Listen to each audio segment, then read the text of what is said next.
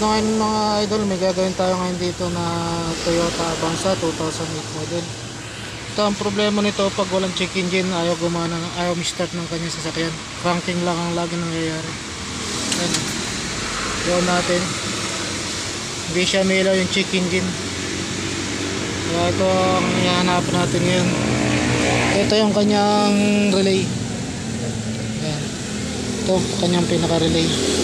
Ngayon, ito naka-positive tayo. Ayan. Itong positive test light natin, pagka nirekta natin, gagana yung check engine nya. Ayan o, gumagana yung check engine nya. Ngayon, ito namang negative natin. Ayan, negative yung test light.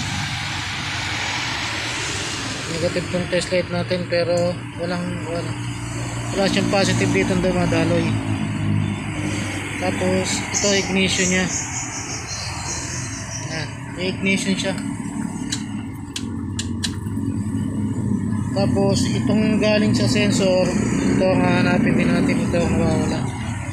Kailangan maglabas ng ground to, kasi pag hindi naglabas ng ground to, hindi gagana yung check engine nya. Ito gaya nito, rekta natin ng positive yung kanyang positive na wiring. Ayan, ayaw siya kumilaw. Ayaw pa rin milaw ng kanyang check engine. Pero itong negative natin, pag sinundot natin dito sa kanyang relay, yan, kumilaw ang kanyang check engine. Ngayon, pag in-start natin, i-start na siya. Yan, one-click na siya. Kaya itong linya ng kulay itim na to na may kuhan, na may puti, ito ang hahanapin natin ngayon mga idol.